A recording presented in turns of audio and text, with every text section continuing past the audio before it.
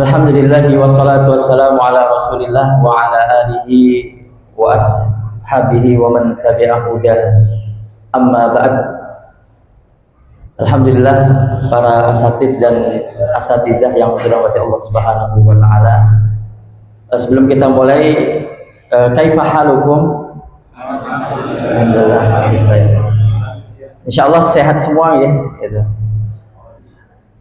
Pertama, marilah kita bersyukur kepada Allah Subhanahu wa taala atas banyaknya nikmat dan karunia yang Allah Subhanahu wa taala berikan. Nah, di antara nikmat yang patut kita syukuri kepada Allah Subhanahu wa taala adalah ketika Allah Subhanahu wa taala memberikan kepada kita nikmat berupa kehidupan dan kesehatan. Karena kadang begini ya, pernah enggak kita merasa enggak bersyukur gitu? Entah karena porsi MBG-nya kurang gitu ya. Entah karena kok ini udah sekian tahun enggak naik-naik gitu misal contoh. Entah karena apapun itu, tapi yang harus kita ingat, oh ternyata kita bisa mengeluh karena kita masih hidup dan masih sehat. Ada nggak orang sudah meninggal bisa mengeluh, ada atau tidak? Tidak ada. Artinya apa? Ini menjadi penting biar kita segera flashback. Apapun masalahnya, mau punya, semoga nggak ada yang terlibat pinjol di sini. Artinya apapun masalahnya, jangan membuat kita kehilangan energi untuk bersyukur. Karena seseorang itu akan bergeser dari ibadah dan ketaatan kepada Allah ketika rasa syukurnya hilang. Dan yang paling utama adalah marilah kita mengarahkan kesyukuran kita atas apa yang Allah Subhanahu wa taala berikan. Terlebih bisa kita katakan Permata ini merupakan salah satu tempat kalau kita bilang tempat bekerja yang baik di Mojokerto, begitu Ustaz Januari. Maka artinya harusnya para asatid yang ada di sini harus lebih bersyukurnya lebih. Karena apa? Bukan hanya saya berada di tempat yang, karena saya juga sempat punya saudara mengelamar ke Permata nggak keterima gitu. Sehingga yang saya tangkap adalah ternyata Permata ini nggak sembarangan menerima. Ketika Permata ini memilah dan memilih, bukan karena nanti ada konsekuensi yang diberikan juga yang tidak seperti di tempat yang lainnya. Nah, oleh karena itu tadi ketika disampaikan oleh Ustadz Januar, bagaimana bentuk kesyukuran secara langsung kepada lembaga ini adalah bagaimana di sini itu bukan sekedar bekerja, tapi betul-betul, bahkan kalau kita bicara para asatid dan asatidah yang dirahmati Allah Subhanahu wa taala, ketika ini tidak usah ini ya, kita pasti bisa ya, ketika kita bicara sama orang, dia hanya sekedar ngomong, dia betul-betul menginginkan kebaikan kepada diri kita, kita akan terasa. Makanya di Gontor itu kan ada yang terkenal bahwa al-mudarris afdal atau khairu minal maddah, guru itu lebih penting daripada pelajaran. Ahamu, al-mudarris ahamu minal maddah. Tapi yang lebih penting lagi, ruhul mudarris, ruhnya guru itu lebih penting daripada guru itu sendiri, begitu. Nah, itu secara langsung di Permata. Tapi secara umumnya adalah ada ungkapan ulama yang mengatakan demikian, al-kullu sayadhabu ilallahi ba'da wafatihi. Semua orang, iman, kafir, kaya, miskin, sedih, bahagia, nanti semua akan bertemu kepada Allah setelah meninggal. Makanya ada ya ayyuhal insanu innaka kadihun ila rabbika kadaha famulaqih. Orang yang sedang santai tidur, ya nanti sama ujungnya akan ketemu kepada Allah Subhanahu wa taala. Tapi yang menarik ungkapannya adalah walakinnas sa'ida, tapi orang yang paling berbahagia itu adalah man dzahaba ilallahi fi hayatihi. Orang yang paling bahagia adalah orang yang ketika semasa hidupnya dia menuju kepada Allah Subhanahu wa taala. Nah, semoga Allah Subhanahu wa taala menjadikan kita orang-orang yang semasa hidup kita ini betul-betul kita gunakan untuk Allah Subhanahu wa taala. Salawat dan salam kepada baginda Muhammad sallallahu alaihi wasallam. Semoga kita punya kebiasaan baru, yaitu kebiasaan untuk senantiasa bersalawat kepada baginda Muhammad sallallahu alaihi wasallam. Karena begini, kita harus menjadi orang yang punya pikiran untuk apa? Apa yang kita ketahui, apa yang telah kita pelajari itu apa? Lahir menjadi amalan. Jangan hanya berhenti menjadi pengetahuan. Oleh karena itu, di antara bentuk kecintaan kita kepada baginda Muhammad, jangan hanya kita kenal namanya, itu baik. Jangan hanya kita tahu baginda Muhammad, tapi bagaimana Pak melahirkan amalan demi amalan. Karena salah satu karakter muslim yang baik, kalau kita ngukur kepada diri kita, semakin banyak amal yang kita lakukan, ini bukan teori ya, itu cara kita ngukur diri kita. Kita udah belajar sekian lama, hal amal kita semakin banyak, bahkan dikatakan oleh Allah Subhanahu wa Rasulullah dalam hadisnya itu apa? Bahkan begini ya, ternyata ukuran kesolehan itu bukan ibadah yang wajib. Haji hanya bisa sekali, sholat 5 waktu hanya 5 waktu. Tapi ukuran kesolehan itu adalah bagaimana ibadah-ibadah yang sunnah. Nah, oleh karena itu mari kita menjadikan senantiasa melahirkan teori pengetahuan yang kita ketahui jatuh menjadi amalan. Para asatidzah yang dirahmati Allah Subhanahu wa taala, alhamdulillah ini di tempat yang pertama kali saya di sini Januari. Ini namanya Masjid Manarul Ilmi. Ini saya punya pertanyaan. Ini di sana Miftahul Ilmi, di sini Manar, ini sengaja atau kebetulan? Sengaja atau artinya begini, by design direncanakan atau? Nah, artinya saya ingin menggarisbawahi demikian. Ternyata fungsi masjid itu bukan hanya sekedar tempat untuk membangun kesolehan diri. Artinya saya melihat ketika di sini dari awal sengaja digunakan, artinya kan nama banyak nih, ada nama Masjid Istiqomah, bahkan ada Masjid Sang Surya, ada Masjid Al-Jabar, macam-macam. Tapi di sini menggunakan nama Miftahul Ilmi, di sana Miftahul Ilmi yaitu kunci ilmi, di sini Manarul Ilmi, menara ilmu. Ya, dengan dinamakan Masjid Nurul Miftahul Ilmi dan Manarul Ilmi, semoga ini menjadi inspirasi dan artinya saya melihat permata secara serius memahami bahwa menjadi penting untuk masing-masing kita ini meningkatkan kapasitas dan kualitas diri, karena Islam tidak hanya tentang kesolehan, tapi Islam juga bagaimana peningkatan pengetahuan. Apalagi tadi disampaikan bahwa kita ini sebagai penuntut ilmu, kita sebagai pengajar, maka kita menjadi perlu untuk memperkaya diri kita dengan ilmu. Tema kita pada yang akan kita bahas pada kesempatan hari ini adalah ibrah dari Isra Mi'raj dalam rangka meningkatkan diri memasuki bulan Ramadan. Kalau kita berbicara tentang Isra Mi'raj, Allah Subhanahu wa taala berfirman, A'udzubillahi minasyaitonirrajim, bismillahirrahmanirrahim. Subhanalladzi asra bi 'abdihi lailan minal masjidil harami ilal masjidil aqsa alladzi barakna haulahu linuriyahu min ayatina innahu huwas samiul basir. Kemudian kalau tentang Mi'raj, yaitu walaqad ra'ahu nazlatan ukhra inda sidratil muntaha indaha jannatul ma'wa. Apa itu Isra? Apa itu Mi'raj?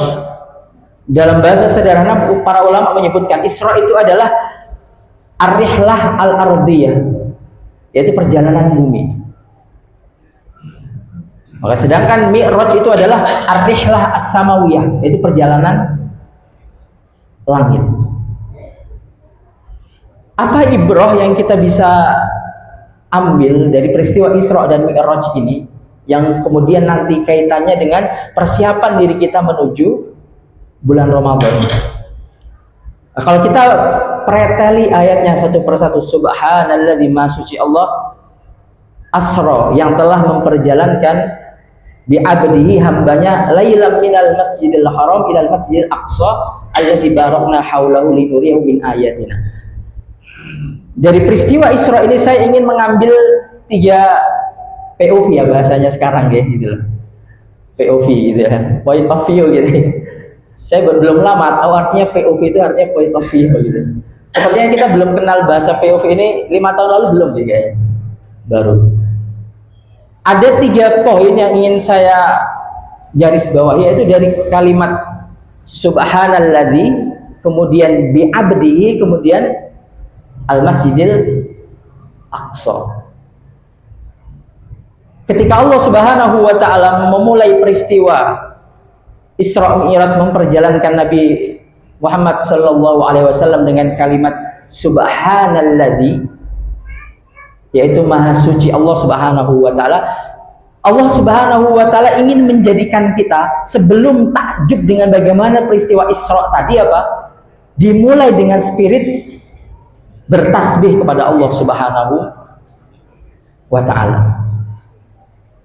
Kalau kadang apa yang kadang membuat diri kita itu maghrur, terpedaya, terkadang yang membuat diri kita itu merasa ujub, apa yang kadang membuat diri kita merasa hebat. Makanya tadi disampaikan oleh Ustaz Januar, kesemuanya ini yang kita dapatkan, mulai dari posisi sekolah hari ini, PPDB yang menolak-nolak gitu loh. Maka yang paling pokok adalah dimulai dengan kita ingat tentang kemahasucian Allah Subhanahu wa ta'ala.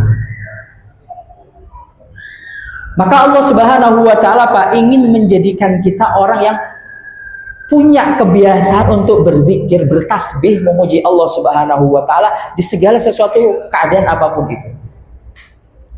Ketika prestasi yang kita dapatkan, segala kebaikan yang kita dapatkan, kesehatan yang kita miliki.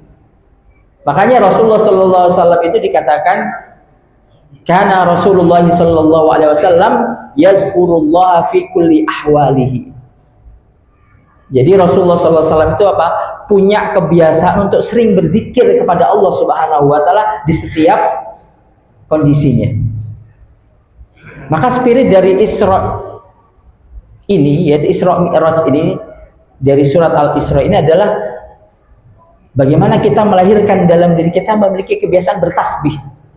Nah, kadang kalau kita lihat, kalau kita misal melihat sesuatu yang indah, kadang lebih dulu keluar bahasa Jawanya, kok api ya gitu, daripada kalimat tasbihnya.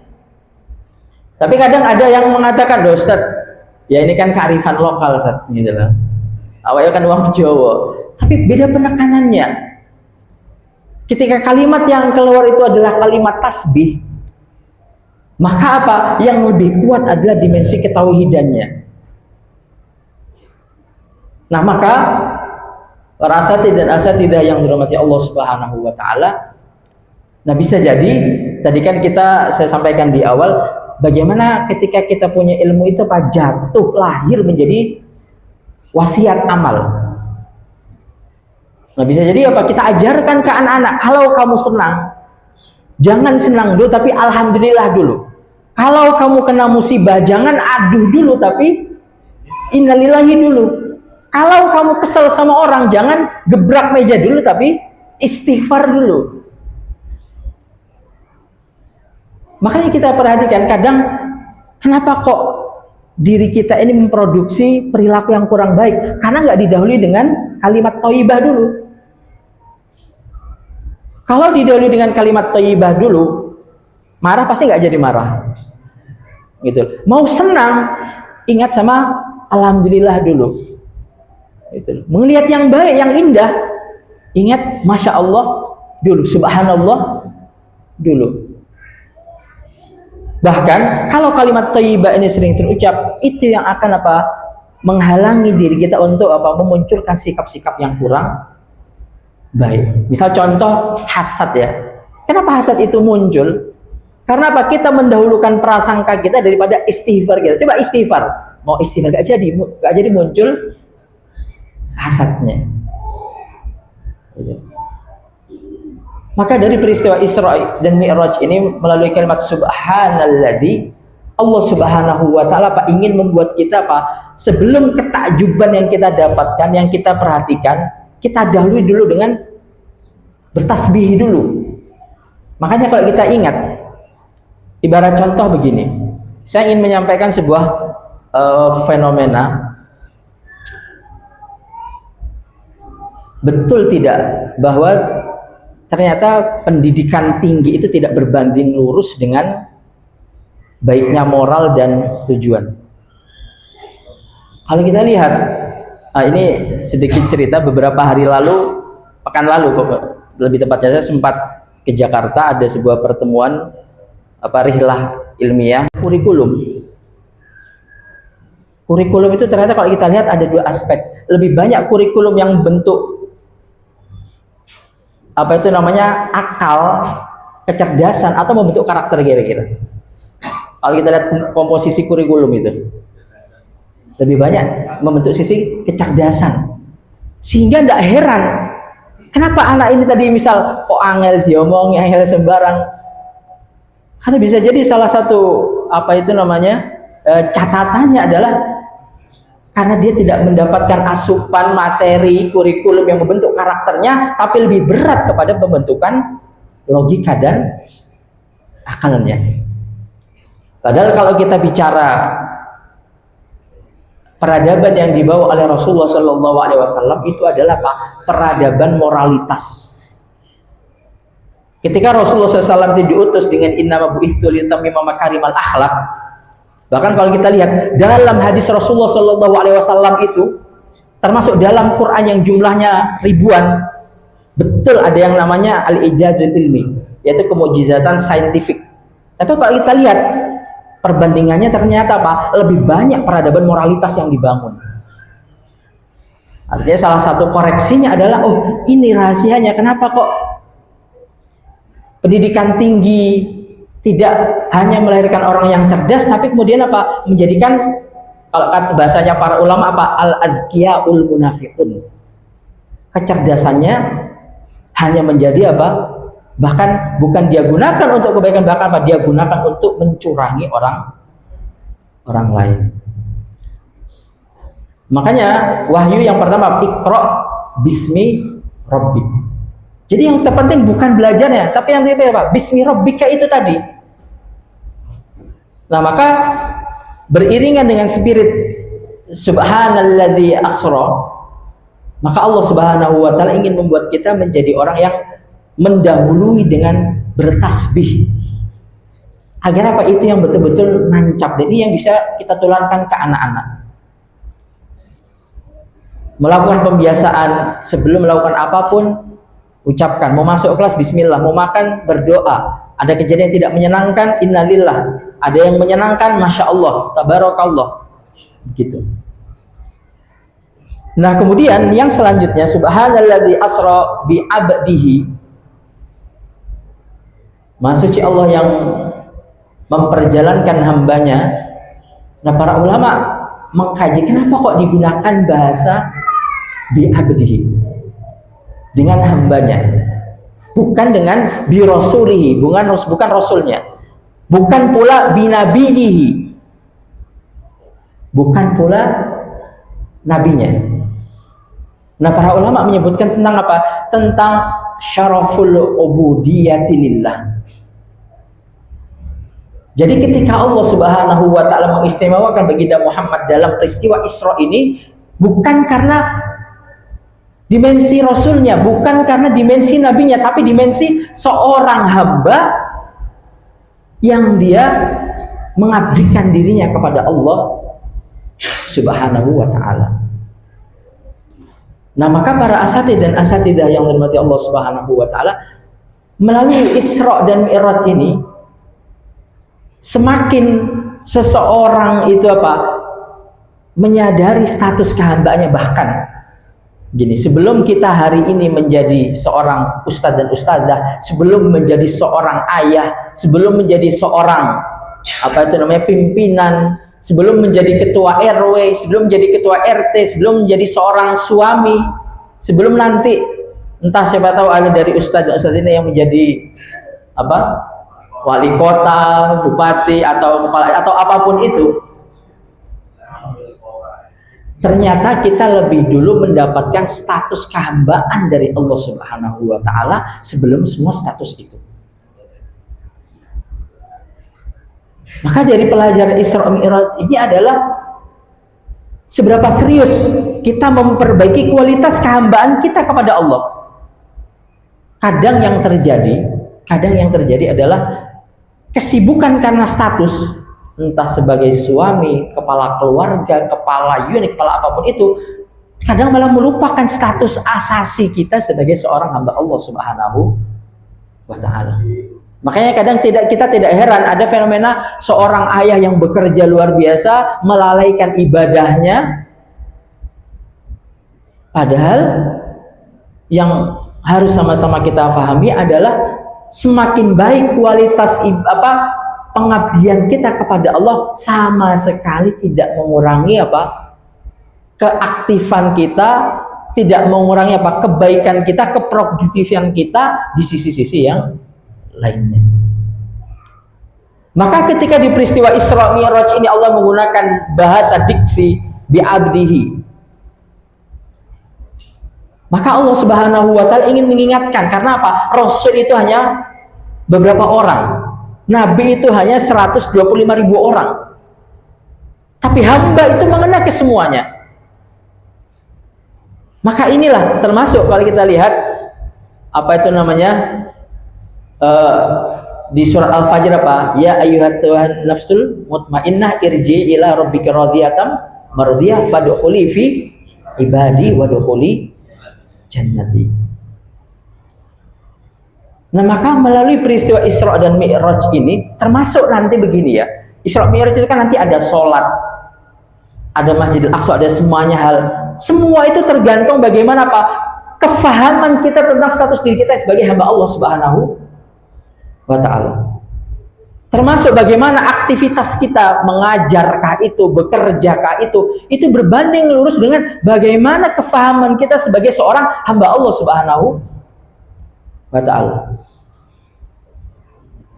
Ketika kadang begini ya, namanya kita bekerja ngajar, kadang ngadapi anak yang angel, itu kan bikin futur kan gitu ya, bikin kayak aduh angel ada ini gitu diomongin. Punya misal pimpinan yang masa dikit-dikit marah, nggak iso tahu. Kalau bukan status kehambaan yang kuat, kita gampang patah. Makanya ada ungkapan begini, orang itu kalau sudah menemukan Allah, dia tidak akan kehilangan apapun walau kehilangan apapun. Tapi kalau orang itu kehilangan Allah, dia kehilangan semuanya walaupun dia memiliki semuanya. Makanya kalau kita lihat, kenapa para ulama termasuk Nabiullah Nuh alaihi salam berdakwah 950 tahun namanya dengan lantang mengatakan in ajriya illa 'ala Allah. Ya, pahalaku istiqa Allah aja. Kenapa itu? Kenapa? Kuat sisi kehambaannya.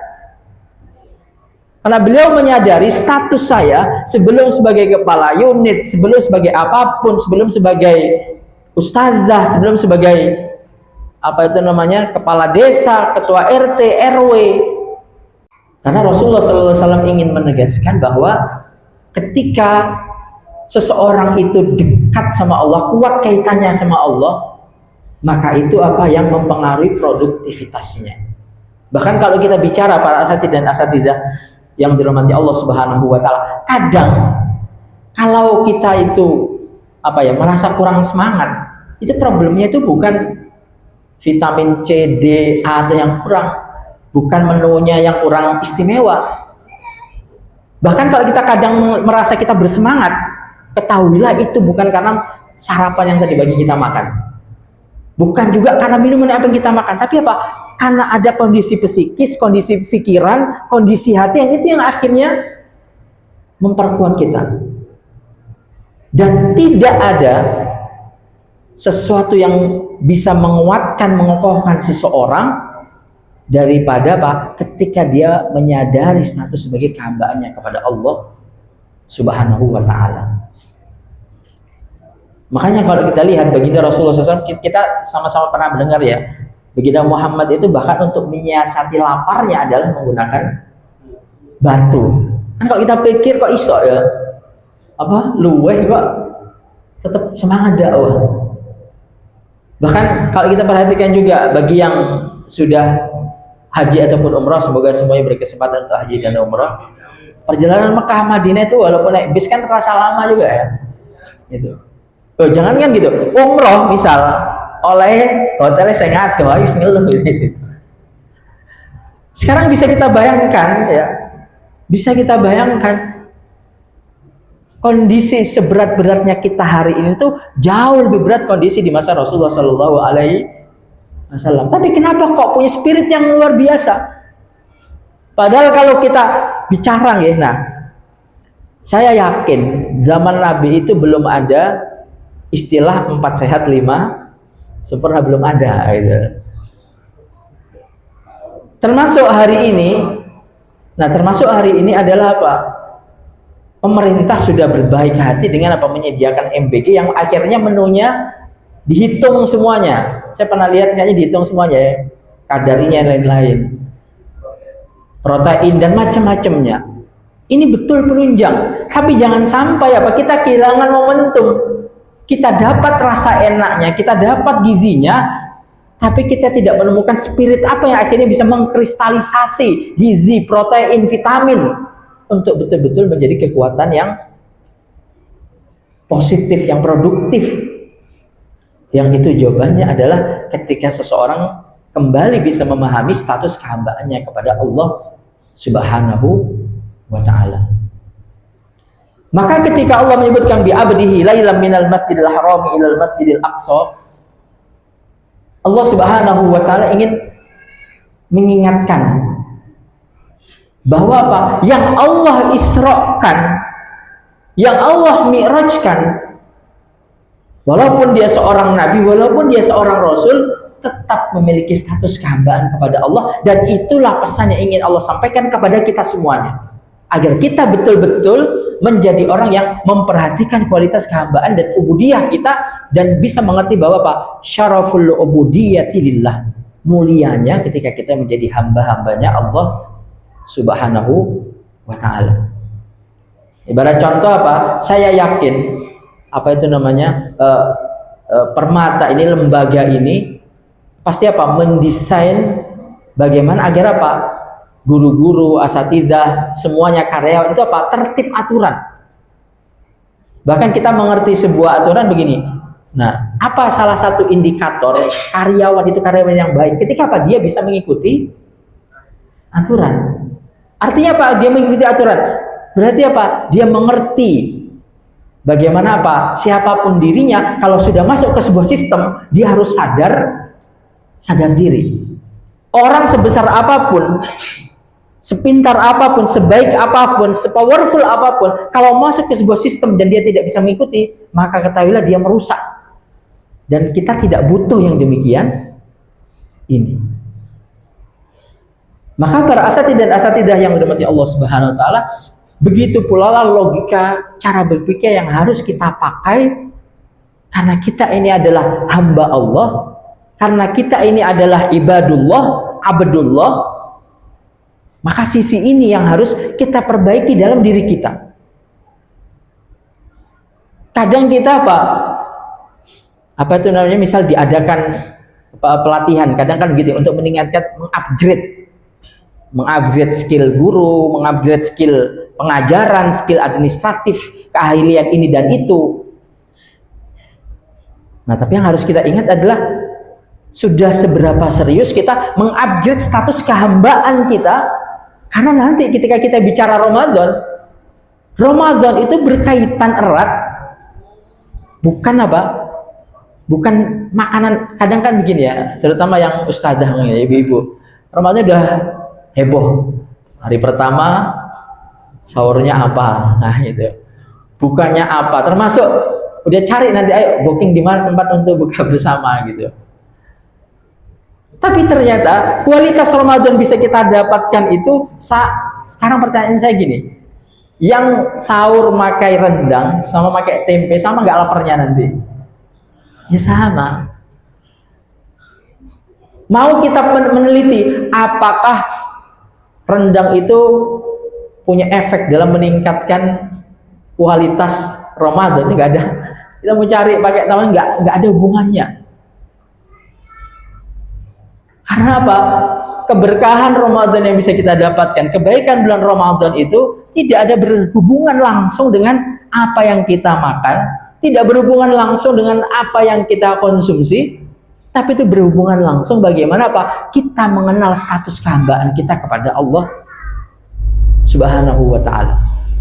Karena para asatid dan asatidah yang dirahmati Allah Subhanahu wa ta'ala, yang butuh Ramadan itu hakikatnya bukan apa? Bukan fisik kita. Tapi yang butuh Ramadan adalah apa? Jiwa kita, kehambaan kita, keimanan kita. Nah, maka itulah kenapa kita kaitkan Isra Mi'raj ini dengan Ramadan, karena Ramadan itu akan kita bisa maksimalkan ketika kita membutuhkan status kehambaan kita. Misal contoh begini, ketika kita mau safar, pasti persiapannya banyak nih, baju, pakaian, karena itu yang dibutuhkan oleh fisik kita. Mau safar 1 minggu, nggak mungkin bajunya hanya 2 setel. Mau safar jauh, nggak mungkin nggak bawa perabotan, karena apa? Nanti fisik kita dirugikan. Mau jalan naik kereta 12 jam, pasti kita juga bawa apa makanan yang nanti akan kita makan. Namun ketika berbicara tentang bulan Ramadan, maka apa?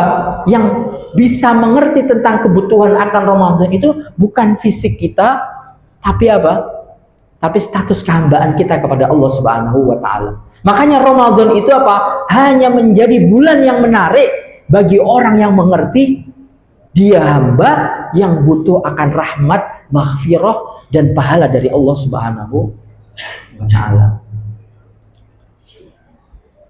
Nah, kemudian Subhanalladzi asra bi 'abdihi lailan minal masjidil harami ilal masjidil aqsa alladzi barakna haulahu linuriyahu min ayatina. Kalau kita bicara tentang Masjidil Aqsa, kalau kita perhatikan kenapa Allah Subhanahu wa ta'ala, padahal apa kalau kita bicara tentang status masjid, kan masjid yang paling utama yang pertama adalah Masjidil Haram, kemudian yang kedua Masjidil Nabawi, kemudian yang ketiga baru Masjidil Aqsa. Tapi kenapa Allah Subhanahu wa ta'ala meletakkan tentang Masjidil Aqsa ini dikaitkan langsung dengan Masjidil Haram? Bahkan satu-satunya masjid yang pernah digunakan di mana Rasulullah SAW bertemu dengan para nabi yang lainnya, bahkan mengimaminya, itu adalah Masjidil Aqsa. Maka Allah Subhanahu wa ta'ala ingin mengingatkan kita tentang apa? Tentang Masjidil Aqsa yang kalau kita bicara hari ini, para asatid dan asatidah yang dirahmati Allah Subhanahu wa ta'ala, Masjidil Aqsa kondisinya hari ini apa? Jauh berbeda dengan Masjid Nabawi dan Masjidil Haram. Masjidil Haram dengan begitu megahnya, Masjid Nabawi dengan begitu baiknya. Makanya yang menjadi pertanyaan begini ya, kalau misal kita bisa sholat di Masjidil Haram, kan sering ya orang kadang ke Masjidil Haram merasa adem, tenang. Termasuk Masjid Nabawi, bahkan kalau kita bicara Mekah dan Madinah itu kadang lebih adem di Madinah gitu kan, karena memang ya ada hadisnya, innal imana la ya'rizu ilal Madinah kama ya'rizul hayyatu ila juhriha. Kata Rasul, memang iman itu nanti akan bermuara ke Madinah sebagaimana apa? Ular nanti yang akan mencari liangnya. Tapi yang menjadi pertanyaan adalah, sudahkah di tengah ketenangan yang kita rasakan ibadah di Masjidil Haram, Masjid Nabawi, juga terbersih tentang bagaimana Masjid Al-Aqsa?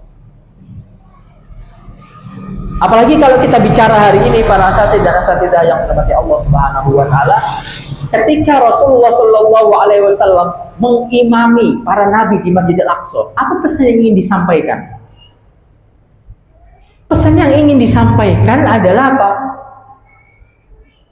Disinilah tempat, bahkan kalau kita bicara hadis-hadis Rasulullah Shallallahu Alaihi Wasallam, hadis-hadis yang berbicara tentang nanti akhir zaman, itu tentang bumi Syams, yang termasuk di sana adalah bumi Palestina. Dan hari ini kalau kita berbicara tentang problem umat Islam yang paling besar, kita tidak pernah dihalangi sholat di masjid, tapi kita begitu susahnya untuk bisa berdikari, bisa mandiri di Masjidil Aqsa. Kalau kita tanya siapa yang sudah ke Masjidil Haram, Masjid Nabawi, jutaan orang.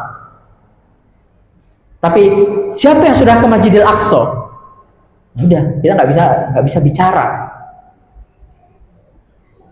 Maka syiar Masjidil Aqsa ini ketika Allah Subhanahu wa taala mengatakan subhanalladzi asra bi 'abdihi lailan minal masjidil haram ilal masjidil aqsa, Allah Subhanahu wa taala ingin mengikat secara langsung keterkaitan Masjidil Haram dan bicara Masjidil Haram tidak boleh lupa Masjidil Aqsa.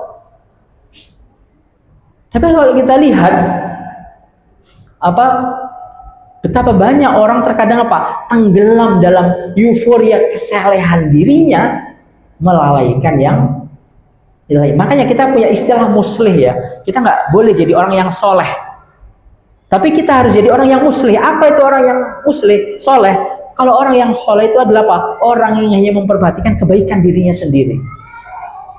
Tapi kalau orang yang muslih itu orang dia memperhatikan kebaikan dirinya, tapi dia punya kepekaan pada kondisi yang lainnya. Bahkan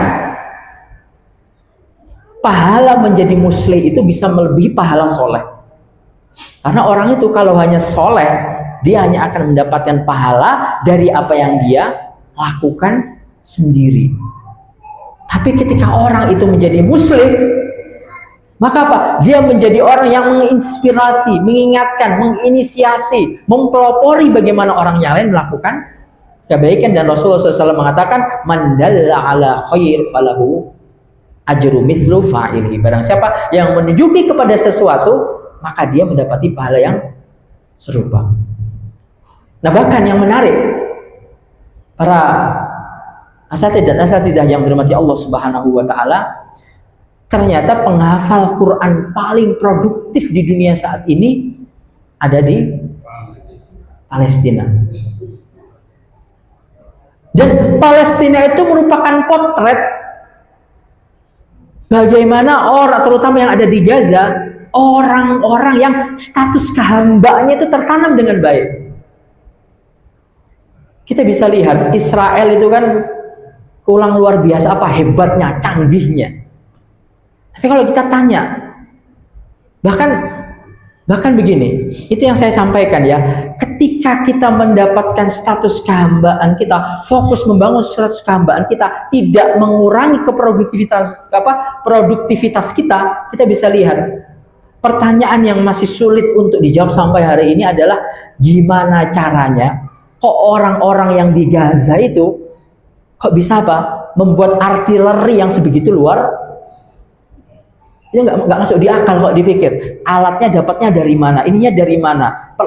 Habis itu yang lebih susah lagi adalah kok bisa ya orang-orang yang bahkan begini, penjara terbesar dunia itu adalah di Gaza.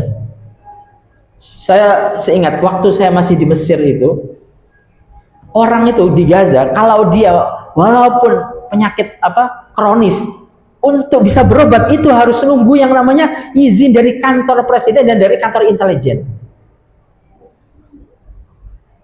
Air terbatas. Jadi sebenarnya penjara, kalau yang sering kita dengar ya, penjara terngeri adalah penjara Alcatraz gitu ya, kalau kita tahu gitu. Penjara Guantanamo. Ternyata penjara paling mengerikan di dunia, paling luas itu adalah penjara yaitu Palestina, itu Gaza yang hari ini di blokade.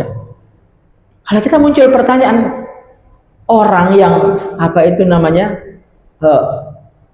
di tengah keterbatasan, di tengah kesusahan, tapi kenapa kok punya spirit yang menggelora, punya semangat yang menggelar, kenapa tidak habis?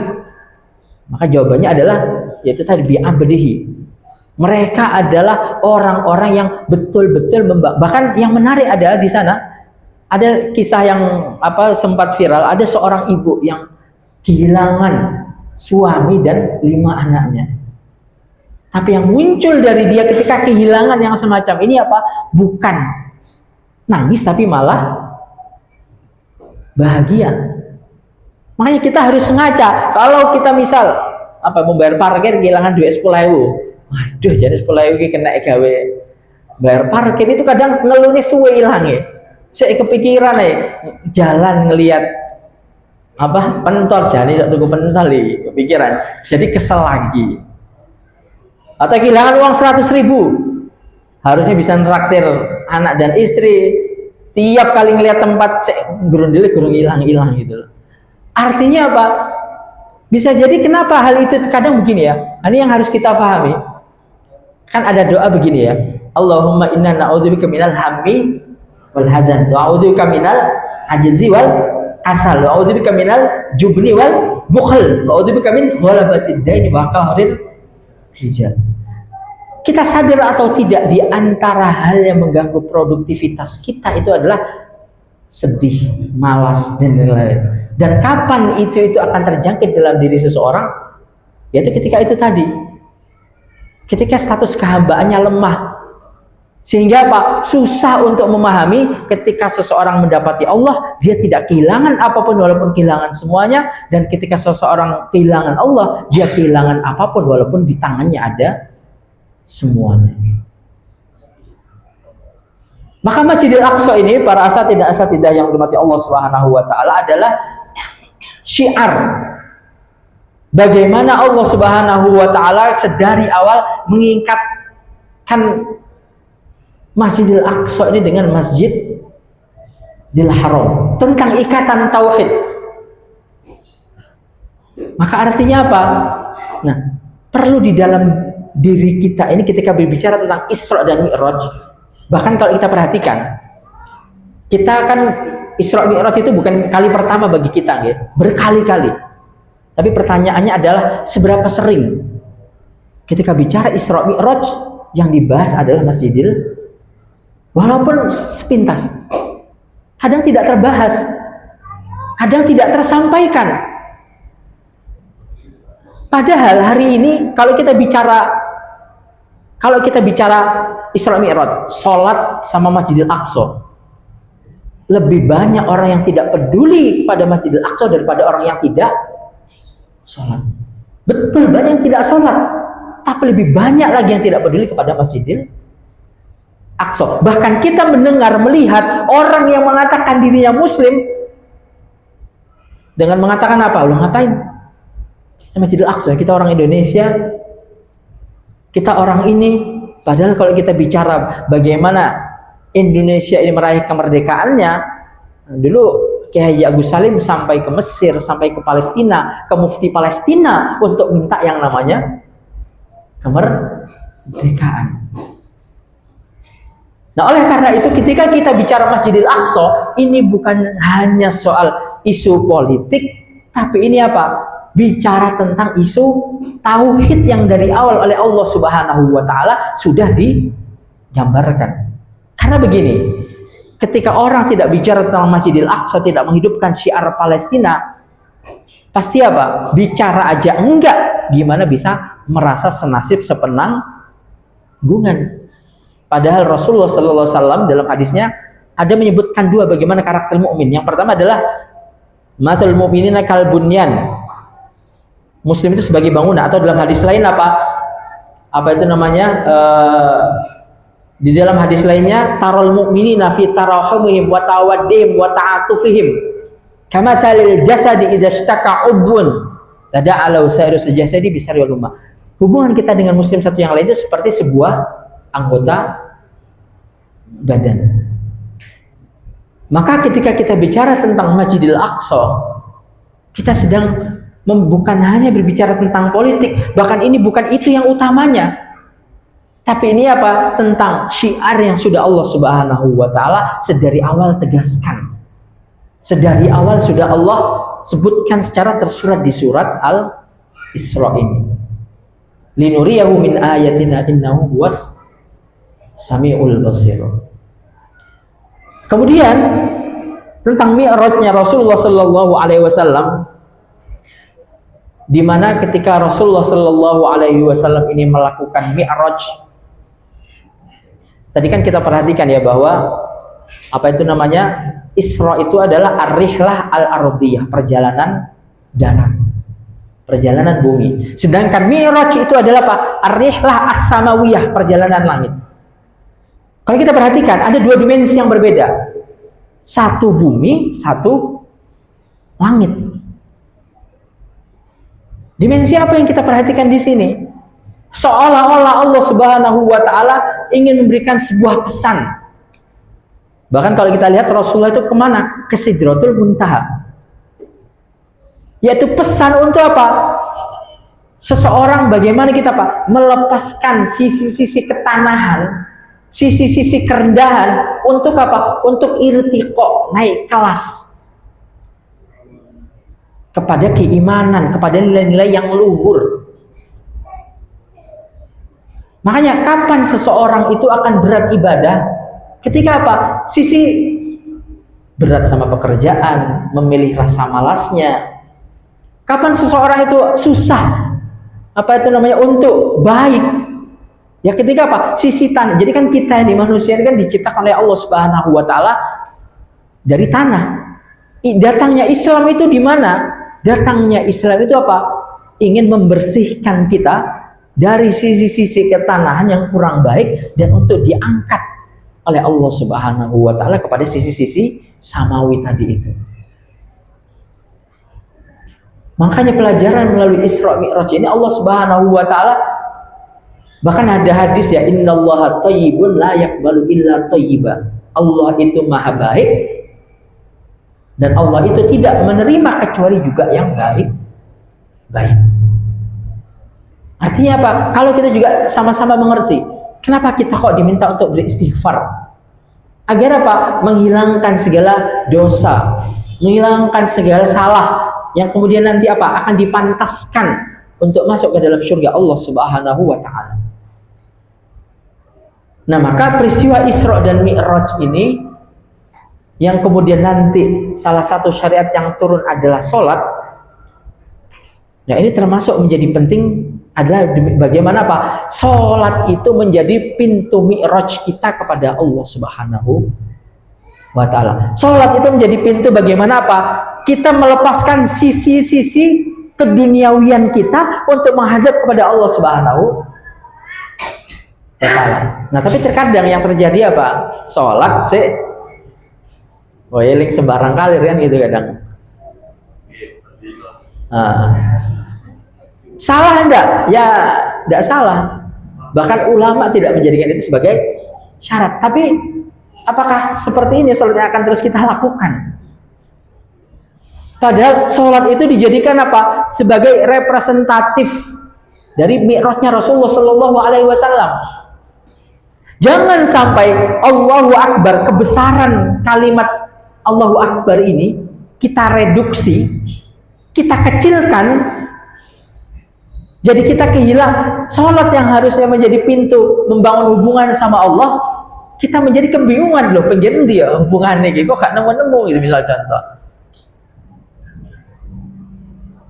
Maka dari itu para asatidah yang dirahmati Allah Subhanahu wa taala, peristiwa Isra dan Mi'raj ini apa? Menjadikan kita orang yang meningkatkan kualitas sholatnya. Menjadikan apa? Peningkatan penghayatan kita. Jangan sampai ibadah sholat ini, makanya sampai begini, kenapa kok inna sholata tanha anil fahsya'i wal, kenapa sampai dipertegas?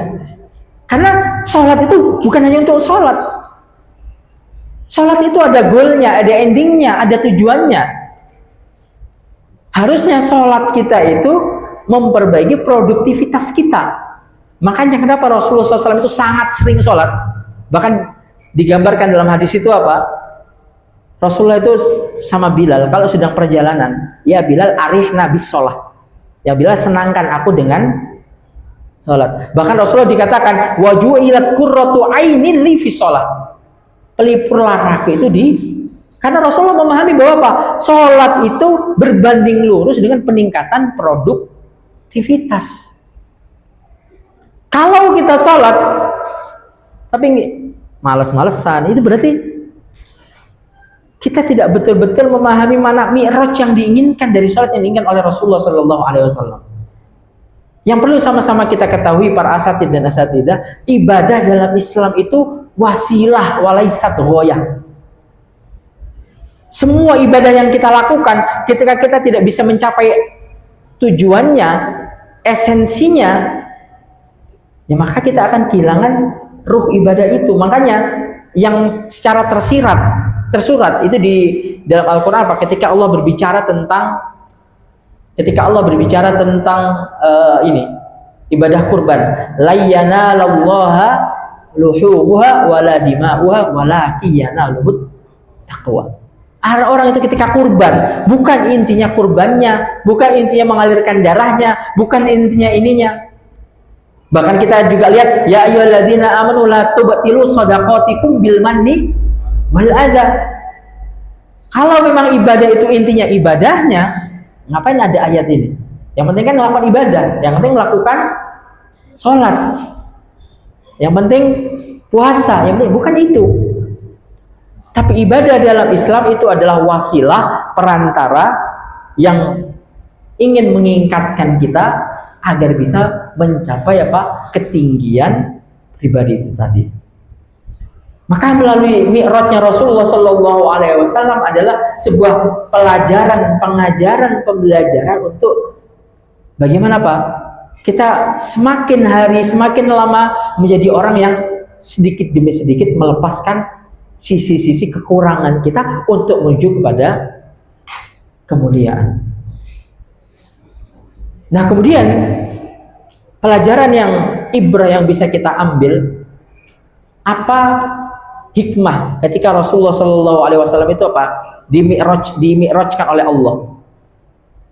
Kenapa Rasulullah dipertemukan dengan para nabi di Masjidil Aqsa, mengiringi para nabi? Kenapa Rasulullah dimi'rajkan ke langit?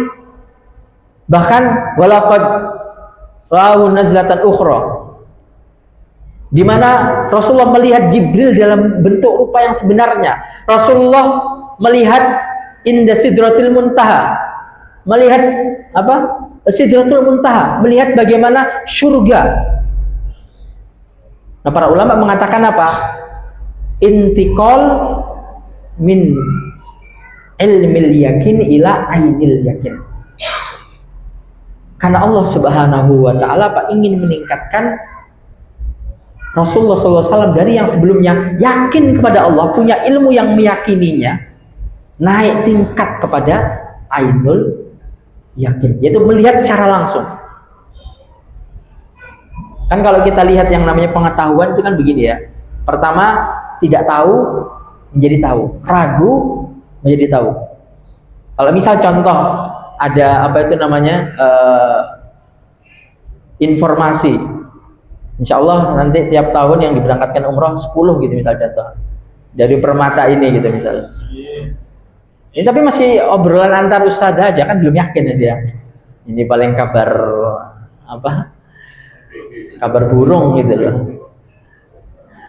Tapi ketika nanti yang menyampaikan misal kepala unitnya, walas, kepala sekolah, ini agak yakin gitu loh, temen gitu. Soalnya biasanya keputusan strategis itu datang dari pimpinan gitu misal contoh.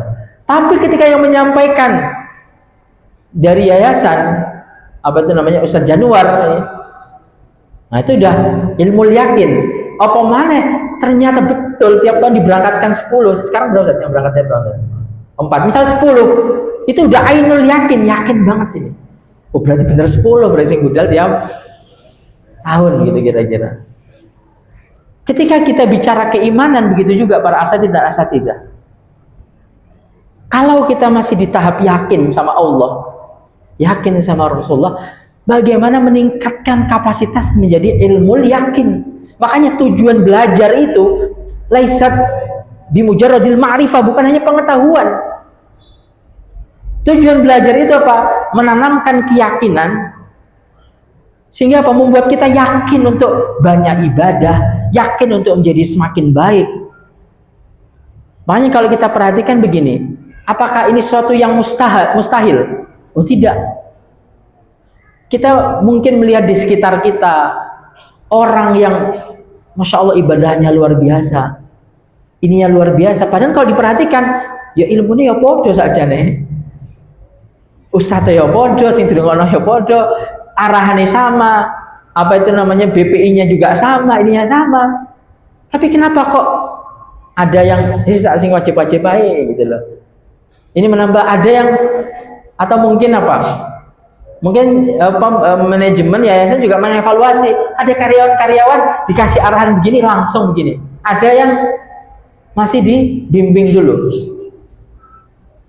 Nah, artinya adalah kita pun perlu meningkatkan kualitas kapasitas keimanan kita kepada Allah Subhanahu wa Ta'ala. Termasuk bagaimana nanti respon kita, sikap kita menghadapi Ramadan adalah ya kualitas itu tadi. Ramadan itu akan kita isi dengan maksimal bergantung dengan bagaimana, apakah kita masih di status yakin Ramadan itu bulan mulia atau kita sudah ilmu yakin. Kalau kita sudah ilmu yakin, betul-betul apa, dengan akal kita memahami, mengerti, dengan hati kita mengerti, wah Ramadan ini luar biasa, maka kita tidak akan menyia-nyiakannya begitu saja. Kita tidak akan muncul di dalam diri kita, waduh kok saya suwe Ramadan ini, saya dino kelima misal contoh. Kadang ada ya begitu ya, muncul dalam diri kita, aduh ngajar bulan Ramadan siang-siang ini kok capeknya luar biasa. Dan kita hampir-hampir ya Pak, nggak pernah melihat ya sepertinya ya. Peperangan pertama itu kan peperangan Badar, itu di bulan Ramadan. Kalau kita tanya sama diri kita, ketika berpikir, iya perang Badar Ramadan, itu langsung semangat pasti langsung berubah. Ya lah masa ngajar ngomong gitu begitu tuh. Artinya ingin saya sampaikan apa? Bahwa bisa meningkatkan yakin menjadi ilmu yakin itu bisa. Ya caranya adalah dengan ya tadi thalabul ilmu, tapi bukan hanya sekedar pengetahuan. Bahkan para ulama itu sampai ada sebuah istilah yang mengatakan demikian, al-ladzatul mughayyabah ghalabat 'alal ladzatil mahsusah. Kalau tingkat ilmu yakin itu sudah baik, sangat baik, kesenangan-kesenangan yang sifatnya terlihat mata ini itu menjadi kalah menarik dengan kenikmatan-kenikmatan yang sifatnya kasat mata. Itu apa? Nikmat menjadi hamba Allah yang baik, nikmat melakukan ketaatan, nikmat melakukan kebaikan, dan nikmat melakukan amal-amal soleh yang lainnya. Nah, maka para asatidz dan asatidzah yang dirahmati Allah Subhanahu wa Ta'ala, bulan Ramadan tadi, bulan Ramadan yang akan kita hadapi ini akan kita bisa maksimalkan ya kurang lebih dua hal itu tadi, dari Isra dan Mi'raj. Ketika kita menyadari bahwa kualitas kehambaan yang terlebih dahulu kita dapati dari Allah ini harus lebih utama kita maksimalkan, itulah yang nanti akan mendorong kita memaksimalkan bulan Ramadan. Kemudian yang kedua adalah apa? Ketika belajar kita itu meningkatkan dari kadar yakin menjadi ilmu yakin. Karena apa? Ibarat contoh ketika ibarat contoh begini, ketika kita dipinjemin motor oleh seseorang. Ini ada motor NMAX, silakan dipakai untuk hari-hari. Kita senang, tapi ketika kalimatnya diubah, ini motor untuk jenengan. Pasti rasa senangnya berubah. Artinya apa? Apa ini maksud dengan rasa senang berubah? Persepsi, keyakinan, pengetahuan ketika semakin dalam, ketika semakin baik, itu punya efek ke dalam diri kita. Maka dari itu ketika di bulan Rajab kemarin kita berdoa, Allahumma barik lana fi Rajaba wa Sya'ban wa balighna Ramadan. Kita harus memaknai doa ini itu bukan sekedar berdoa. Kalau kita lihat doa ini, ya Allah berkahi kami di bulan Rajab, di bulan Sya'ban, wa balighna Ramadan. Minta kita ini dimasukkan di bulan Ramadan. Ternyata kita nggak punya kemampuan untuk meyakinkan diri kita akan sampai di bulan Ramadan. Makanya masih minta sama Allah. Makanya menarik di surat Al-Asr itu, Imam Fakhruddin Ar-Razi dalam Mafatihul Ghaib, beliau ketika menafsiri wal asr, demi masa, kenapa kok beliau mengulik satu hal, kenapa kok waktu itu istimewa? Waktu itu istimewa karena apa? Masa dulu masih dalam kurun waktu, masa sekarang waktu, masa akan datang waktu yang belum terlihat juga. Artinya dimensi waktu itu luas sekali. Makanya ketika kita berdoa Allahumma barik lana fi Rajab wa Sya'ban, hari ini kita di bulan Sya'ban. Kita itu bukan diminta jadi orang yang apa? Oh yo wis saiki wae Sya'ban. Baru napa? Nisfu Sya'ban gitu misal. Oh ya Rajab berarti wayahe Rejeban. Oh, maline Ramadan berarti wayahe apa itu megengan. Bukan begitu kita diminta. Tapi kita diminta untuk betul-betul mengerti, oh waktu yang hari ini kita sampai padanya itu bagian dari nikmat Allah Subhanahu. Kita hari ini sebesar ini ya, apapun yang besar ya, fisiknya, apapun lah itu. Ya kita ini bagian dari waktu yang akhirnya menjadikan kita seperti hari ini. Nah, yang menjadi pertanyaan, sudah seberapa kita menghargai waktu yang itu bagian dari kemujizatan, karunia dan nikmat Allah Subhanahu wa ta'ala. Kita itu tidak diminta untuk apa? Makanya kalau di Rasulullah kan pernah mengatakan muslim itu muslim yang hari ini lebih baik daripada hari kemarin. Orang itu tidak akan bisa memahami hadis ini kalau dia tidak betul-betul merasakan bahwa dirinya itu berada dalam nikmat Allah Subhanahu wa ta'ala. Logikanya contoh begini, misal misal pertanyaannya beginilah, misal dari yayasan bikin kebijakan tiap hari, nggak usah tiap hari lah, kalau seringan, kalau tiap hari, tiap minggu dikasih ini gaji sudah oke. Tiap pekan dari yayasan memberi 20.000 tiap pekan. Pekan pertama dikasih, pekan kedua 20.000, semangat nggak? Pekan ketiga 20.000, semangat nggak? Atau misal bikin ada aturan baru, semua guru permata dan karyawan mulai hari tanggal 24, mulai pekan depan tiap minggu akan dapat 20.000 selama menjadi statusnya sebagai guru semangat nggak kira-kira? Semangat, kenapa? Wah, dapat booster terus tiap pekan kan gitu kan? Apalagi dapat ini nanti yayasan dengan segala unit usahanya, guru permata nggak usah PNS, nanti akan ada rumah, akan ada ini, bisa misal contoh kayak misal di Malang itu ada pesantren PPDU. PPDU itu mulai punya program itu, jadi guru-guru kita mulai bikinkan rumah, mulai bikin ini, bisa KPR ke kita aja. Artinya di ini semua semangat nggak? Semangat. Tapi sadarkah kita Allah itu memberi kita nggak rongkolewu per minggu gitu loh. Allah memberi, wa in ta'uddu ni'matallahi la tuhsuha. Tiap detik, tiap waktu. Maka ini yang harus betul-betul kita garis bawahi ketika memasuki bulan Ramadan ini. Kefahaman kita, meningkatkan kapasitas kualitas diri kita. Makanya ketika kita ini sampai di bulan Rajab, jangan kita anggap sampainya kita di bulan Sya'ban, oh ya otomatis saja udah sampai. Sehat, alhamdulillah, Kak Loro ya sampai di bulan Sya'ban. Tapi yang ingin betul-betul kita dapati, kita garis bawahi adalah sampainya kita di bulan Sya'ban ini adalah karunia pemberian Allah. Maka kita perlu menjadi orang apa? Yang selalu punya rasa yang peka, saya ini dapat nikmat baru tiap hari dari Allah Subhanahu. Ketika itu muncul, itu yang nanti akan mendorong kita. Nah makanya para ulama, terlebih kalau kita bicara bulan Ramadan itu akan bisa dimaksimalkan oleh mereka yang ruhiyahnya kuat. Apa yang dimaksud dengan ruhiyah? Ruhiyah itu apa? Perasaan akan disayang oleh Allah, perasaan akan diberi nikmat oleh Allah, perasaan akan apa? dia dimotivasi terus oleh Allah. Karena logika manusia begini ya, kita akan loyal sama orang ketika orang itu semakin baik sama kita. Kita akan makin loyal. Ternyata tiap tahun gaji ada peningkatan. Kita akan, berarti mantap aku duduk gini tambah suwe berarti tambah naik gitu tuh. Jadi akan menambah performa kita. Ketika ada orang belajar ngajar di sebuah tempat, gaji ini pancet, misal contoh, malah berkurang, malah itu mengurangi performa.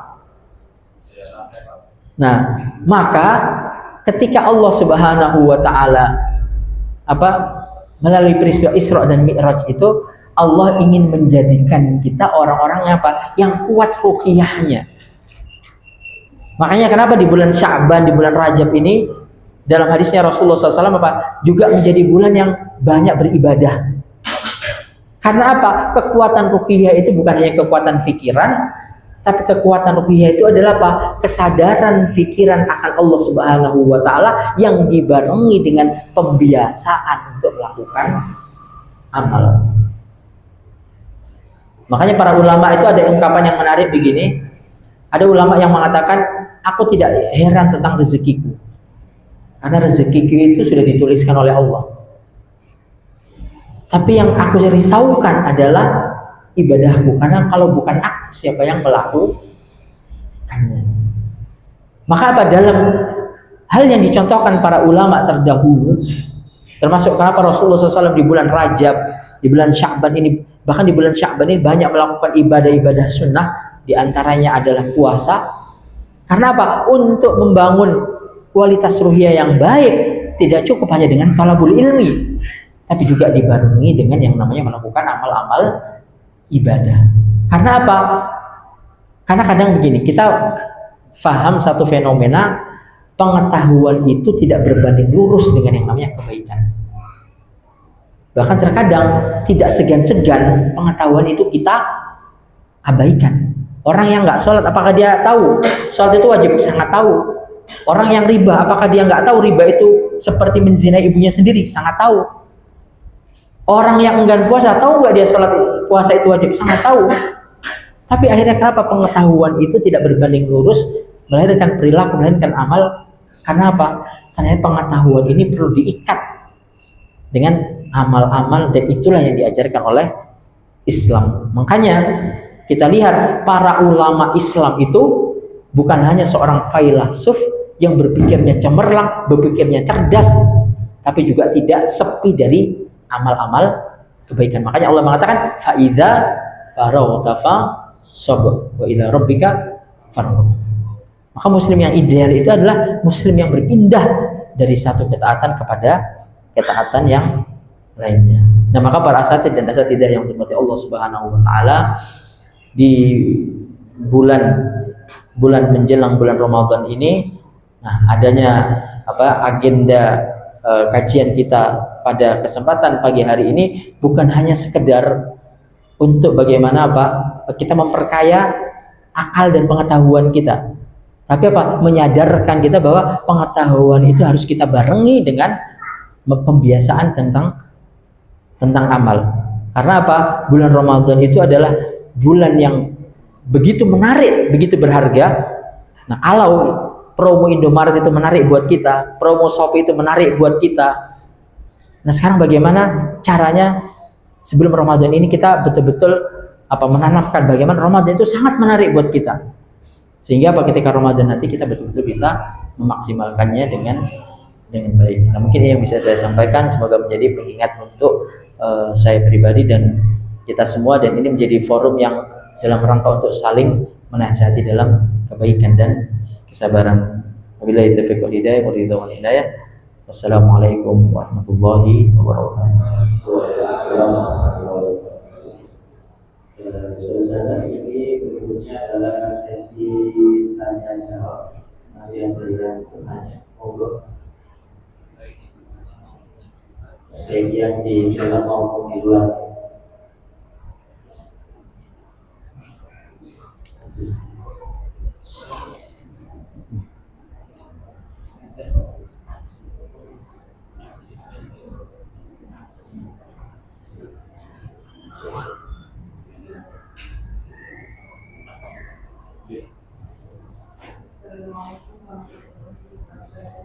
Waalaikumsalam warahmatullahi wabarakatuh.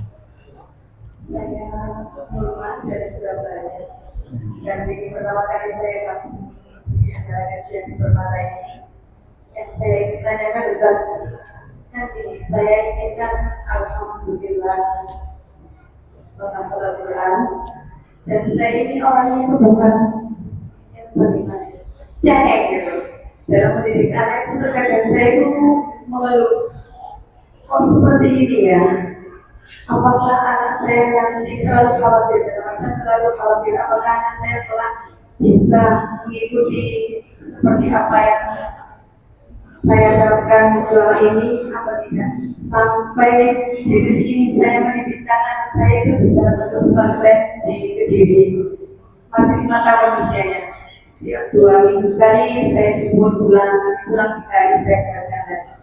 Yang saya tanyakan, beritahu sama saya, kalau saya merasa tidak mampu, maksudnya tidak mampu daripada saya mendidik anak saya dalam bertauhidkan, dalam mengenal Allah, dalam kitab-kitab Allah itu, daripada saya berasumsi pada diri saya sendiri, kok tidak bisa memaksakan kerja anakku, nggak bisa seperti saya, kok gini, daripada saya mengeluh seperti itu, saya titipkan ke salah satu bunyai yang ada di diri. Apakah saya berdosa, Ustaz? Setidaknya tanggung jawab saya sebagai ibu, terlebih sebagai orang tua ini, mengalihkan ibadah, menitipkan kepada orang lain. Demikian saya ucapkan terima kasih. Assalamualaikum warahmatullahi wabarakatuh. Waalaikumsalam. Langsung dijawab ya. Baik, jadi pertanyaannya adalah punya keinginan untuk yang baik bagi anak, tapi merasa sepertinya kalau diri sendiri tidak mampu, akhirnya dititip, apakah berdosa? Jadi yang pertama, prinsip dosa itu adalah ketika kita melanggar syariat. Jadi itu dulu cara kita melihatnya. Ketika melanggar syariat, maka dia berdosa. Apa melanggar syariat itu? Melanggar syariat itu adalah melanggar yang haram atau melampaui yang kemungkaran. Kalau kita lihat dari situ adalah apakah ada yang haram di situ yang dilanggar? Tidak ada. Tapi mungkin rasa apakah salah ketika tanggung jawab saya ini saya berikan kepada orang lain. Di saat ibu tadi bertanya demikian, merasa resah, salahkah saya seperti ini? Justru di luar sana banyak ibu-ibu yang tidak peduli dengan kebaikan anaknya.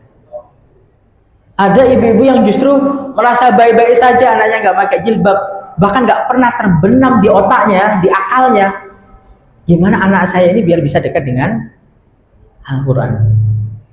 Jadi ini saya garis bawahi, itu bukan merupakan sebuah kesalahan, karena justru yang sedang jenengan khawatirkan itu hal yang banyak hilang. Atau apa betul ya begitu ya? Itu banyak hilang di orang tua. Bahkan saya sendiri kadang punya perundangan pribadi, kadang sebenarnya apa yang dipikirkan orang tua ya? Kok nggak mendidik anaknya dengan baik? Padahal anak yang tidak terdidik dengan baik itu nanti akan menjadi bumerang buat orang tua di masa tua. Anak itu hanya anak yang bagus agamanya yang akan mengerti bagaimana memposisikan orang tuanya ketika orang tua sudah tiada. Kita lihat ada orang, bahkan saya pernah mendengar dari salah satu tetangga itu pernah mengatakan sampai orang tuanya itu nggak dipedulikan. Saya pernah di satu rumah sakit, itu ibunya itu cerita, anak saya nggak peduli sama saya. Nah, maka ingin saya sampaikan adalah tidak ada yang salah, tidak ada yang berdosa dengan hal yang mal, itu hal yang baik sekali. Karena menginginkan anak yang tumbuh dengan baik. Nah, cuman yang ingin saya sampaikan adalah begini. Jangan sampai anak itu akhirnya menjadi korban ekspektasi kita. Kenapa saya menyampaikan demikian? Ada ayat di dalam Al-Quran, fadzakir innama anta mudzakir lasta alaihim bimusaitir. Ayat itu kenapa muncul? Ayat itu mengingatkan Rasulullah Shallallahu Alaihi Wasallam, fadzakir innama anta mudzakir. Wahai Rasulullah, wahai Muhammad, ya statusmu hanya bisa mengingatkan. Lasta alaihim bimusaitir. Kamu nggak bisa menguasai hatinya. kamu nggak bisa menguasai pikirannya. Makanya dalam dakwah, para ulama dakwah itu kan membagi, ada istilah dua, ada hidayah taufik, ada hidayah dalalah wal irsyad. Yang kita bisa lakukan oleh para dai, orang tua, para guru itu adalah taufik, mengupayakan gimana biar dia mengikuti. Tapi kita tidak bisa mengarahkan secara langsung. Makanya ketika paman Rasulullah Shallallahu Alaihi Wasallam Abu Thalib tidak mau mengindahkan seruan baginda Muhammad, makanya ada ayat innaka la tahdi man ahbabta walakinallaha yahdi may yasha. Kamu tidak bisa memberikan petunjuk pada orang yang kamu sukai sekalipun. Walakinallaha yahdi may yasha. Ya, yang kadang yang terjadi, kenapa akhirnya anak itu belot? Ini namanya apa? Tirani niat baik. Nah itu kadang kita nggak sadari. Bukan anak yang nggak mau, tapi kita yang terlalu mendrive begini-begini, sehingga caranya tidak dia suka, sehingga akhirnya malah lepas. Nah kurang lebih itu yang bisa saya sampaikan sebagai jawabannya.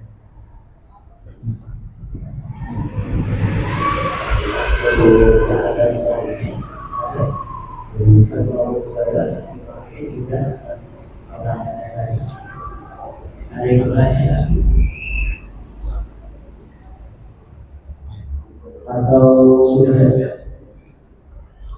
yang di luar ada yang bertanya?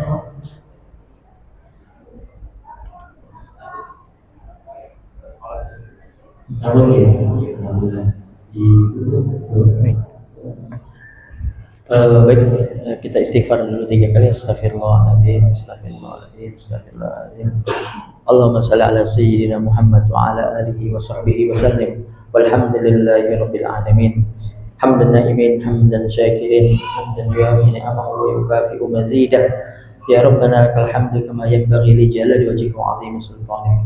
Allahumma inna nas'aluka al-huda wat tuqa wal 'afafa wal ghina. Allahumma inna nas'aluka 'aisha as-su'ada wa mawt asy-syuhada wa murafaqat al-anbiya wa nasr 'ala al-a'da.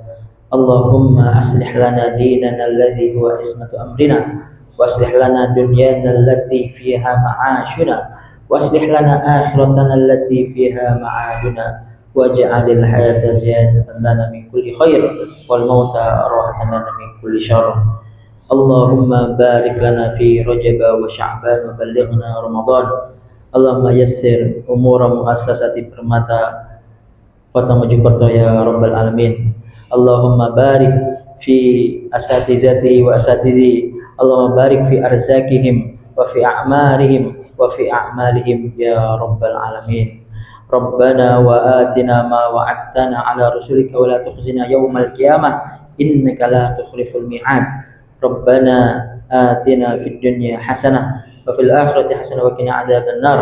Subhana rabbika rabbil izzati amma yasifun wa salamun alal mursalin walhamdulillahi rabbil alamin.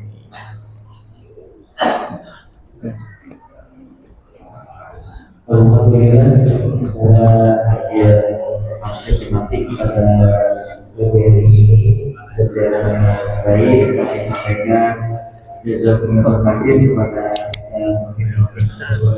sudah